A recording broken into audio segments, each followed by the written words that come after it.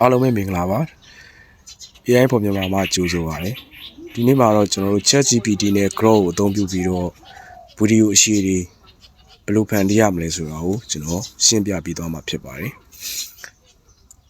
အဲ့တော့ကျွန်တော်တို့အရင်ဆုံး ChatGPT ကိုသွားပါမယ် ChatGPT ကိုကျွန်တော်တို့နှိပ်လိုက်မယ်အဲ့တော့ ChatGPT အကြောင်းကိုတော့ကျွန်တော်အရင်တည်းကဗီဒီယိုမှာပြောပြထားပြီးသားဖြစ်တဲ့အတွက်2ကျွန်တော်ထပ်ပြီးတော့ရှင်းမပြတော့ပါဘူးအဲ့တော့ ChatGPT မှာကျွန်တော်က6စက္ကန့်စာဗီဒီယိုတွေအတွက်ကျွန်တော် script ရေးခိုင်းပါမယ်အဲ့တော့ Grok ရဲ့ဗီဒီယိုက quality အရင်ကောင်းတယ်ဗီဒီယိုတစ်ပုဒ်ကို6စက္ကန့်ပဲရတာဖြစ်တဲ့အတွက် ChatGPT မှာကျွန်တော်တို့က script ရေးခိုင်းတဲ့အခါ6စက္ကန့် script ဆိုပြီးတော့ထည့်ရေးပေးရမယ်အဲ့တော့ကျွန်တော်ဘာဗီဒီယိုလုပ်ရင်ကောင်းမလဲဆိုရင်သိငတ်တကောပင်လေပြင်မှာအမဲလိုက်နေပေါ့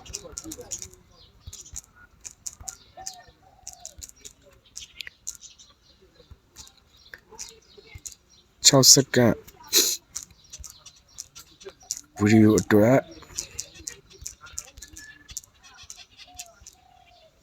Virus script and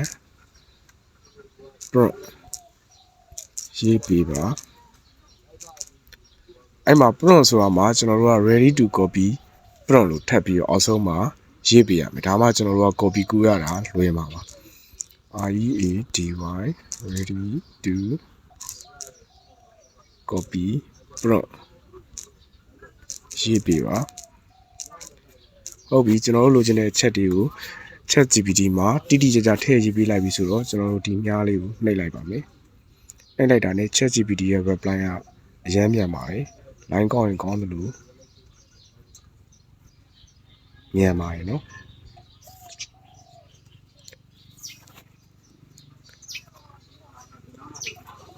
မှာကြည့်အောင်ကျွန်တော်တို့က prompt ကိုမြန်မာလိုလည်းရေးပေးထားတယ်အောက်မှာလည်းဒီမှာ ready to copy AI prompt ဆိုပြီးတော့ဒီမှာရှိတယ် cinematic binary ဆိုပြီးရှိတယ်အဲ့မှာကျွန်တော် copy code ဆိုပြီးတော့ဒီတောင်လေးမှာရှိတယ် copy code ဆိုပြီးဒီတောင်လေးမှာရှိတယ်အဲ့ဒါလေးကိုကျွန်တော်တို့က copy ယူလိုက်ပါမယ်ဟုတ်ပြီ prompt ကိုကျွန်တော်တို့ copy ယူပြီးသွားပြီဆိုတော့ Grok ထဲကိုသွားပြီးတော့ကျွန်တော်တို့ဗီဒီယိုဖန်တီးပါမယ်ဒါပေမဲ့ Grok သုံးတဲ့အခါကျွန်တော်တို့ကဒီတိုင်းသုံးလို့မရပါဘူး VPN ခံပြီးတော့သုံးရမှာဖြစ်တဲ့အတွက်ကျွန်တော်တို့က VPN တစ်ခုလိုပါတယ်ကျွန်တော်သုံးနေတဲ့ VPN ကတော့ Proton လို့ခေါ်တဲ့ VPN ဒီ VPN လေးပေါ့နော်အဲ့ Proton ကိုကျွန်တော်တို့တစ်ချက်နှိပ်လိုက်ပါမယ်နှိပ်ပြီးတော့လည်းကျွန်တော် connect ကိုနှိပ်လိုက်မယ်အဲ့ဒါဆိုရင် VPN ချိတ်သွားပါပြီ VPN ချိတ်သွားပြီဆိုရင်ကျွန်တော်တို့ Grok ထဲကိုသွားမယ်ဒီ Grok ကိုသုံးဖို့ကလည်းကျွန်တော်တို့ Gmail account တစ်ခုလိုပါတယ် Gmail နဲ့ login ဝင်လိုက်ရုံပါပဲမခက်ပါဘူးအဲ့တော့ Grok ကို Gmail နဲ့ login ဝင်လိုက်ပြီဆိုလို့ရှိရင်ကျွန်တော်တို့ဒီလိုနေရာလေးတွေ့ပါလိမ့်မယ်ကျွန်တော်ကတော့ဒါ login ဝင်ထားပြီးသားဆိုတော့ဒီပုံစံပြနေတာဖြစ်ပါတယ်အဲ့တော့ကျွန်တော်တို့ဒီမှာ create video ဆိုတော့နှိပ်လိုက်မယ် create video ဆိုတာနှိပ်လိုက်ရင်အောက်ဆုံးမှာ type to images ဆိုတာရှိတယ်အဲ့ဒါကိုကျွန်တော်တစ်ချက်ထောက်လိုက်မယ်ထောက်ပြီးတော့လည်းကျွန်တော်တို့လက်ညှိုးနဲ့ပြီးလက်မနဲ့ပြီးအဲ့နေရာလေးကိုတစ်ချက်ပြလိုက်မယ်ပြလိုက်ရင်ဒီမှာ page ဆိုတာပေါ်လာမယ်အဲ့ page လေးကိုနှိပ်လိုက်ပါမယ် page လေးကိုနှိပ်လိုက်ရင်ကျွန်တော်က ChatGPT က copy ယူလာတဲ့ prompt ကဒီထဲကိုရောက်သွားပါပြီအဲ့မှာတော့အများလေးကိုနှိပ်လိုက်ပါမယ်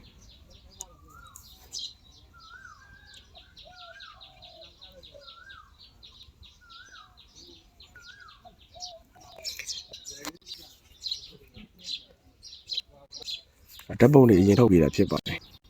အဲ့တော့အဲ့ဓာတ်ပုံတွေမှာကျွန်တော်တို့အဆင်ပြေလောက်မဲ့ပုံကိုကျွန်တော်တို့အရင်ကြောက်မယ်ပုံတွေကတော့အများကြီးသူထုတ်ပေးရပါတော့ကိုက glide တွေဆိုတယ်အရင်တော့ကောင်းပါတယ်အဲ့တော့ကျွန်တော်ကဒီပုံလေးအဆင်ပြေလောက်မဲ့တယ်ဒီပုံလေးကိုကျွန်တော်တစ်ချက်ထောက်လိုက်မယ်ထောက်ပြီးတော့လည်းဒီဘက်အောက်ဘေးမှာဒီနားလေးမှာ make video ဆိုတာရှိတယ်အဲ့ဒါလေးနှိပ်မယ်တစ်ချက်နဲ့နှိပ်မရရင်နောက်တစ်ချက်ထပ်နှိပ်ပေါ့နော်အဲ့မှာ creative video ဆိုပြီးတော့သူ video ဖန်တီးပေးနေပါပြီကျွန်တော်ခဏစောင့်လိုက်တာနဲ့ video ရပါအဲ့တော့ကျွန်တော်တို့ video ရလာတဲ့ video ကိုကျွန်တော်တို့ဒီတိုင်း down ရင် quality နဲ့ အဲ့တော့ကျွန်တော်တို့ကဒီတိုင်းမတောင်းသေးပါဘူး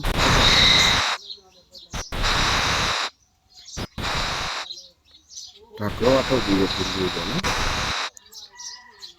ဗီဒီယိုကျွန်တော်တို့ဒီတိုင်းတောင်းရင် quality နှိမ့်ပါတယ်အရည်သွေးနှိမ့်တာဖြစ်တဲ့အတွက်ကျွန်တော်အောက်ကအစက်လေး30ရှိစက်လေး30ကိုနှိမ့်လိုက်မယ်အဲ့မှာ FC ဆိုတာ FK ဆိုတာဒီမှာရှိတယ် FK ကိုကျွန်တော်တို့နှိမ့်လိုက်မယ်အဲ့ဒါဆိုရင်သူက HD ပြောင်းပေးနေတာဖြစ်ပါတယ်ခဏလေးစောင့်လိုက်မယ်ဒီတောင်းမှာ HD ဆိုတာလေးပေါ်လာရင်ကျွန်တော်တို့ download လုပ်လို့ရပါပြီ download လုပ်ဖို့ကလည်းဒီမှာမြားလေးရှိရဲအဲ့မြားလေးကိုနှိပ်လိုက်ရုံပါပဲမခက်ပါဘူး download star လို့ပေါ်လာတယ်ကျွန်တော်တို့ခဏစောင့်မယ်ကျွန်တော်တို့အဲ့ noti bar မှာဒီမှာ crop video download complete လို့ပေါ်လာရင်ဒါကျွန်တော်တို့ download တာအဆင်ပြေသွားပါပြီအဲ့ဒါကိုကျွန်တော်တို့ရဲ့ video ပိတ်ထားတဲ့ file ပေါ့နော် MH player တို့ဘာလို့ပေါ့အဲ့ထဲမှာသွားကြည့်လိုက်ရင်ကျွန်တော်တို့ video ကိုရပါပြီ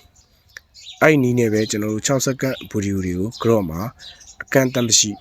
ထုတ်မယ်ထုတ်ပြီးတော့လည်းကျွန်တော်တို့ကက်ထဲမှာဝင်ပြီးတော့ video တွေကို edit လုပ်ဆက်ပြီးသွားရင်ကျွန်တော်တို့ video အရှိတွေဖန်တီးလို့ရပါတယ်ကျွန်တော်တို့စိတ်ကူးထဲမှာရှိတဲ့ video တွေကျွန်တော်တို့ဖန်တီးလို့ရပါတယ်အဓိကတော့ရမယ့်2က ChatGPT နဲ့ကျွန်တော်တို့ Grok AI ကိုသုံးရမှာဖြစ်ပါတယ်